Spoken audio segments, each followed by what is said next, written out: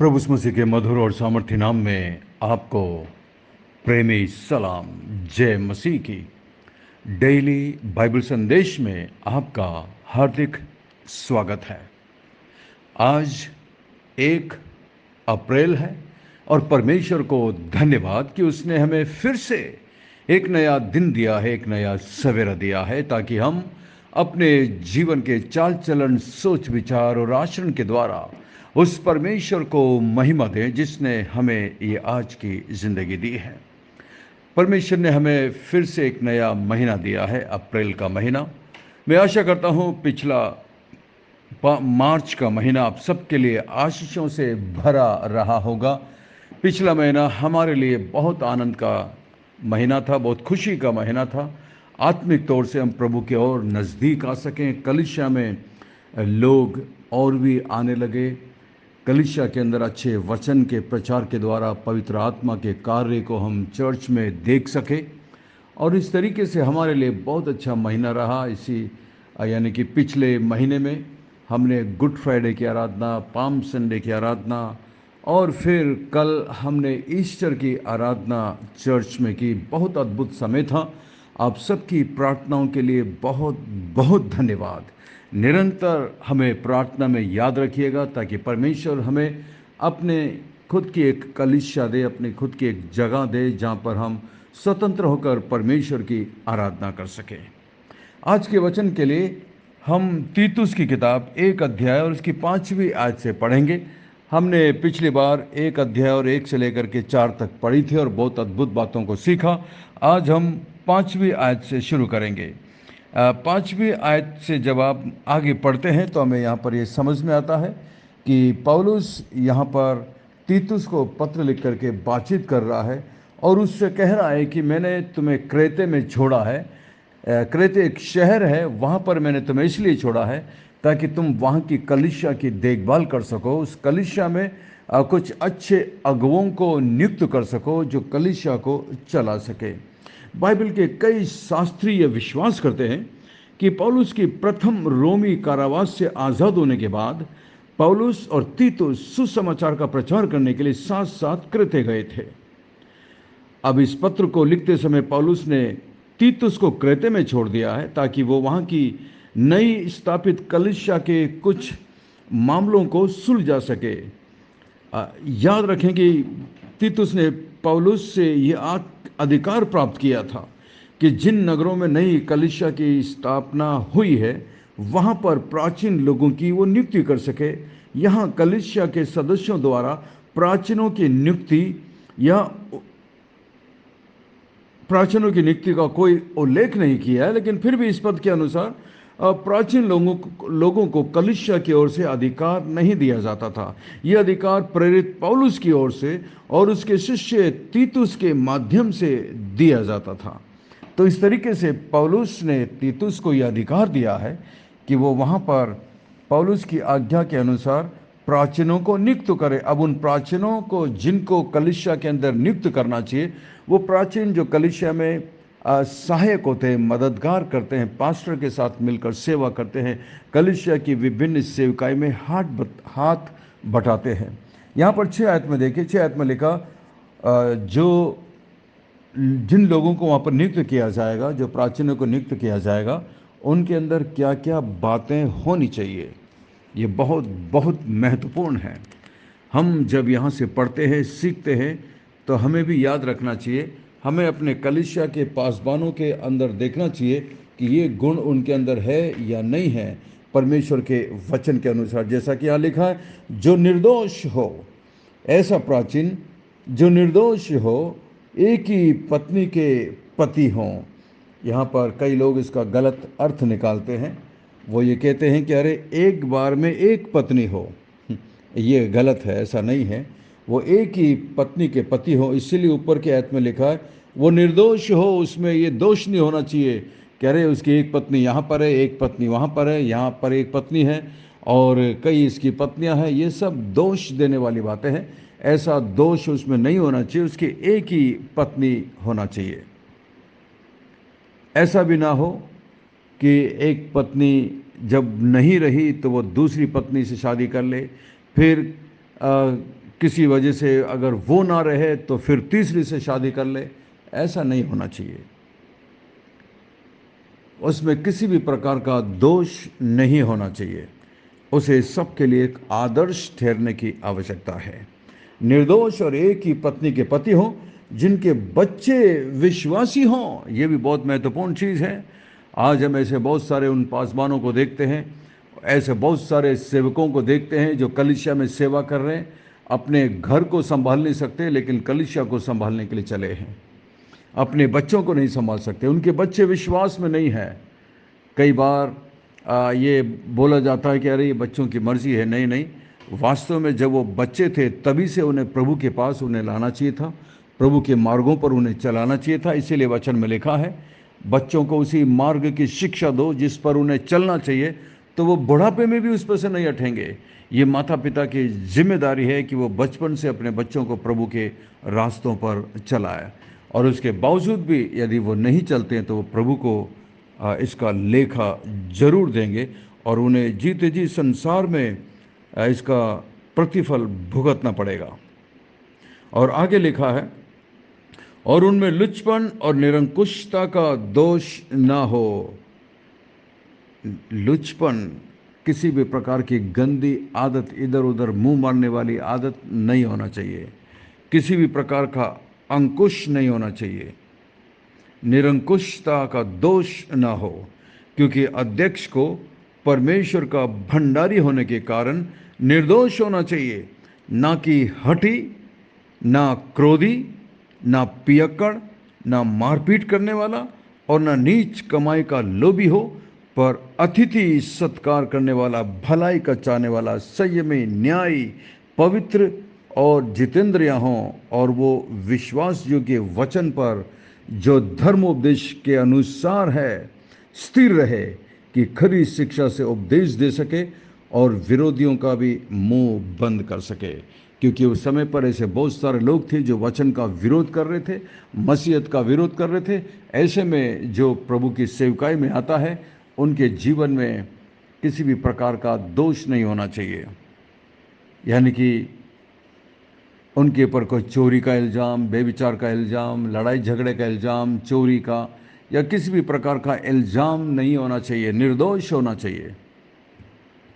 झूठा इल्ज़ाम की बात नहीं कर रहा हूँ, लेकिन उन पर ऐसा कोई इल्ज़ाम नहीं होना चाहिए जो सच हो, वास्तविक हो, क्योंकि ऐसा व्यक्ति परमेश्वर की कलीसिया में ठीक से सेवा नहीं कर पाएगा, क्योंकि उसे दूसरों के लिए एक आदर्श होने की आवश्यकता है। यहाँ पर जैसा साफ साफ लिखा है, धन का लोभी ना हो, नीच कमाई का लोभी ना हो। यहाँ पर आज ऐसे बहुत सारे लोग हैं जो अपने आप को सेवक बोलते हैं, लेकिन उन्हें कोई भी किसी भी प्रकार का गलत मार्ग भी बता दे धन कमाने के लिए, वो उस पर निकल पड़ते हैं। इसको कहते हैं नीच कमाई।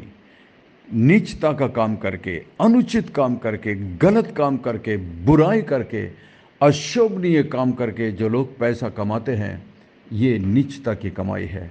और किसी भी पासबान को इसमें नहीं जुटना चाहिए। पासबान को, प्रभु के सेवक को कलीसिया से जो मिलता है उस पर अपना गुजारा करना चाहिए, और किसी भी प्रकार के गलत कामों में, जहाँ पर झूठ हो, बेईमानी हो, धोखा हो, ऐसे काम को नहीं करना चाहिए। लोभ भी नहीं होना चाहिए। ज़्यादा पैसों का लोभ एक पासबान को गलत मार्गों पर ले जाता है, जैसा कि आज बहुत सारे पासबान हैं, मैं जानता हूँ, झूठ, फरेब, धोखा, इस प्रकार के पाप उनके जीवन में हैं, दोष उनके जीवन पर हैं, फिर भी पादरी बनकर खड़े हो जाते हैं चर्च में बाइबल लेकर के। लोग उनको देखकर हंसते हैं, उन्हें ठट्टों में उड़ाते हैं। ऐसे लोग परमेश्वर की सेवा के लिए बदनामी का कारण है। इसलिए परमेश्वर का वचन बहुत सख्त है। परमेश्वर इसे हल्के में नहीं लेता, परमेश्वर इसे मजाक में नहीं ले सकता, क्योंकि ये परमेश्वर की सेवकाई की बात है। जैसे सोचिए, कई बार मैं सोचता हूँ, अगर आपको किसी 5 स्टार होटल में नौकरी की तलाश हो, तो आप अपना पूरा बायोडाटा तैयार करके, अपनी पढ़ाई का, एक्सपीरियंस का, हर चीज़ को तैयार करके जाते हैं, क्योंकि वहाँ पर डिमांड भी ऐसी होती है। या अगर किसी 5 स्टार होटल में अगर मैनेजर पद की डिमांड हो, तो उसके लिए वैसी ही योग्यता की उनके अंदर मांग करते हैं। तो जरा सोचिए, परमेश्वर की सेवकाई एक 5 स्टार से कितना ज़्यादा गंभीर है। क्योंकि यहाँ पर हम मनुष्यों की आत्माओं से संबंध रखते हैं। We deal with the souls of the people. How important and how serious it is that our relationship with our God must be clean and clear. Our relationship with one another, our relationship in our family, with our wives and husbands and our children and our brothers and sisters, we must have a clear conscience with them. जब हमारा जीवन सही नहीं होगा, हम सेवकाई करने में असफल होंगे। आप जिस भी चर्च में जाते हैं, आपके पास्टर्स जो भी हैं, आप उन्हें इस बातों से जांच सकते हैं। मुझे आगरा में सेवा करके बहुत साल हो गए। बहुत सारे लोग मुझे शुरू से जानते हैं। जब से मैंने ये नया चर्च शुरू किया है, करीब 5 साल हुए हैं, लेकिन इससे पहले भी आगरा में मैं सेवा कर चुका हूँ। आगरा में ही मुझे कम से कम 28 से 30 साल हो चुके हैं।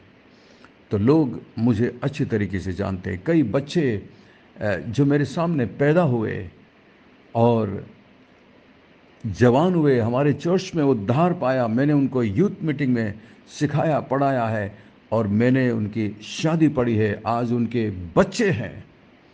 कल इतवार का दिन था और कल हमारे चर्च में ईस्टर के साथ साथ बच्चों का समर्पण दिवस था और जिन बच्चों को मैं समर्पण करवा रहा था परमेश्वर के सामने, उन माता पिताओं की शादी मैंने पढ़ी है।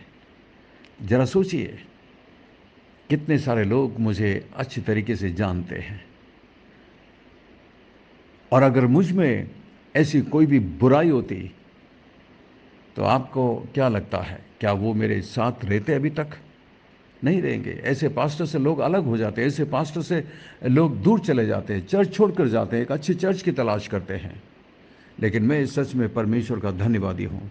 मैं अपनी बड़ाई नहीं कर रहा, लेकिन मैं परमेश्वर को धन्यवाद देता हूँ कि उसका अनुग्रह, उसकी दया मेरे साथ थी। मैं अपने आप को निर्दोष तो नहीं बता रहा, निष्कलंक नहीं बताता हूँ। हाँ, मेरे जीवन में भी कई बार मैं गिरा हूँ, उठा हूँ, गिरा हूँ, उठा हूँ और परमेश्वर ने मुझे उठाकर खड़ा किया है, मजबूत किया। इसके लिए मैं सच में परमेश्वर का धन्यवादी हूँ और मैं परमेश्वर की सेवकाई को बहुत ही गंभीरता से लेता हूँ, क्योंकि ये मेरे लिए मजाक नहीं है, बहुत गंभीर चीज़ है।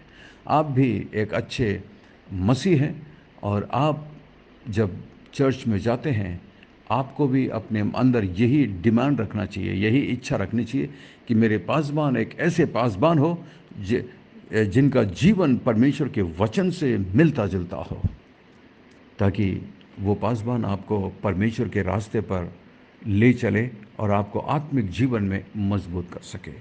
आइए हम प्रार्थना करें। स्वर्ग में विराजमान जीवित और जिंदा परमेश्वर, अनुग्रहकारी दयालु पिता, धन्यवाद आपके महान प्रेम के लिए, आपकी आशीषों के लिए।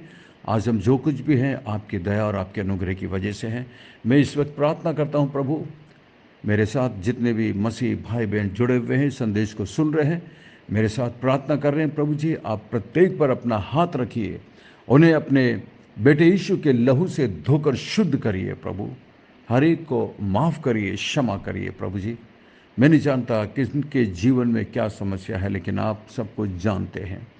कई लोग हैं प्रभु जो बीमारी की दशा में हैं, कई लोग हैं प्रभु जो आर्थिक परेशानी से जूझ रहे हैं, कई लोग हैं प्रभु जिनके परिवार में टूट फूट है प्रभु जी। आप इनमें से प्रत्येक पर अनुग्रह और दया करना प्रभु। मैं प्रार्थना करता हूँ इस ग्रुप में जो लोग बीमार हैं, बीमारी के बिस्तर पर हैं, आप उन सब पर अनुग्रह और दया करना मान परमेश्वर।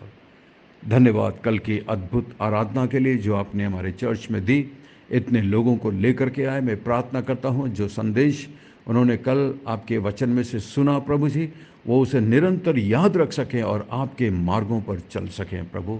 धन्यवाद, धन्यवाद, धन्यवाद मान परमेश्वर। मैं प्रार्थना करता हूँ आंटी प्रेमला के लिए प्रभु जी, आंटी गीता के लिए, आंटी आशा के लिए प्रभु, जो प्रभु तेरी दासियाँ हैं, तेरी इस सेवा के लिए प्रार्थना करती हैं प्रभु। धन्यवाद, धन्यवाद, इन्हें आपने हमारे ग्रुप से जोड़ा है, तेरा धन्यवाद प्रभु।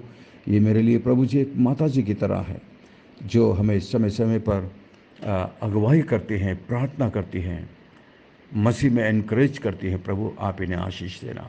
मैं प्रार्थना करता हूं प्रभु इस ग्रुप में जो मेरी कई जवान बहनें हैं प्रभु जी, आप उनमें से प्रत्येक के साथ रहना, अनुग्रह और दया करना प्रभु जी। उनके परिवारों को आशीष देना प्रभु। धन्यवाद, धन्यवाद, धन्यवाद प्रभु। प्रार्थना करते हैं सिस्टर एंडिरा, उनके परिवार के लिए प्रभु जी। मैं प्रार्थना करता हूँ आपकी योजना उनके परिवार में पूरा हो, विशेषकर उनके बच्चे के लिए मैं प्रार्थना करता हूँ।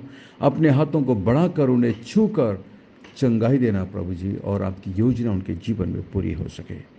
मैं प्रार्थना करता हूँ महान परमेश्वर सिस्टर रियोना के लिए, उनके परिवार, उनके बच्चों के लिए प्रभु जी। मैं प्रार्थना करता हूँ रेनल के लिए और ब्रदर अमित के लिए, ब्रदर ट्रेवर के लिए मैं प्रार्थना करता हूँ प्रभु।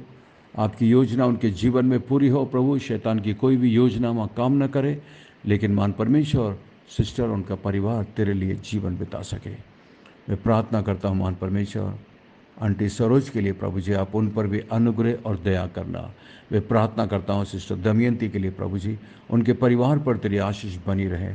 मैं प्रार्थना करता हूँ महान परमेश्वर सिस्टर बीना लॉन्गमैन के लिए प्रभु जी, जब वो स्कूल में पढ़ाती हैं आप उन पर अनुग्रह और दया करना प्रभु, उनके परिवार पर दया करना। सिस्टर ज्योति के लिए मैं प्रार्थना करता हूँ, सिस्टर ज्योति जोसेफ के लिए प्रभु जी, आप उनके टैलेंट को अपनी महिमा के लिए इस्तेमाल करना प्रभु। सिस्टर जॉयस के लिए धन्यवाद प्रभु, तेरी दासी जो आपसे प्यार करती है, आपके लिए जीवन जीती है प्रभु। हमारे इस सेवकाई को समय समय पर प्रभु जी सपोर्ट करती हैं प्रभु, उन्हें आप इसका प्रतिफल अवश्य देना प्रभु। धन्यवाद, धन्यवाद सिस्टर एलिजाबेथ के लिए प्रभु, उनके परिवार के लिए मैं प्रार्थना करता हूँ। सिस्टर के हेल्थ के लिए प्रार्थना करता हूँ प्रभु जी, आप उन पर अनुग्रह और अपनी कृपा बनाए रखना प्रभु। सिस्टर रीतु के लिए और उनके परिवार के लिए मैं प्रार्थना करता हूँ प्रभु जी, उनकी माता जी के लिए प्रार्थना करता हूँ, उन पर अनुग्रह और दया करना मान परमेश्वर, क्योंकि आपके लिए कुछ भी मुश्किल नहीं है। भाई रजत, सिस्टर शीतल और उनके पूरे परिवार को, एंड्रू के लिए प्रभु जी प्रार्थना करते हैं, उसकी पढ़ाई में मदद करना। आदर्श के लिए प्रार्थना करते हैं प्रभु, आपकी पवित्र आत्मा उसे निरंतर गाइड करे, अनुग्रह करे मान परमेश्वर। धन्यवाद, धन्यवाद, धन्यवाद प्रभु, हमारी विनती प्रार्थना को सुनकर जवाब देने के लिए धन्यवाद। सब कुछ यीशु मसीह के मीठे महापवित्र नाम से मांगते हैं, आमीन, आमीन। बहुत बहुत धन्यवाद हमारे साथ बने रहने के लिए। मैं आशा करता हूँ आज के संदेश के द्वारा परमेश्वर ने आपके दिलों से बातचीत की है। अंत में सवाल है, आज के वचन को पढ़कर और सुनकर, विशेषकर 6 आयत से 8 आयत 9 आयत तक पढ़कर बताइएगा कि परमेश्वर का दास, परमेश्वर का सेवक जो कलीसिया के अंदर एक प्राचीन के रूप में सेवा करेगा, उसके अंदर क्या क्या योग्यता, क्या क्या गुण होना चाहिए परमेश्वर के वचन के अनुसार, पढ़कर जरूर बताइएगा। परमेश्वर आपको आशीष दे। बहुत बहुत धन्यवाद। यदि आपके पास कोई प्रार्थना का निवेदन है, आप यदि हमारे ग्रुप से जुड़ना चाहते हैं, कोई संदेह या सवाल है, तो हमें ज़रूर लिख भेजें। हमारा ग्रुप है डेली बाइबल संदेश और फ़ोन नंबर है 9927464924।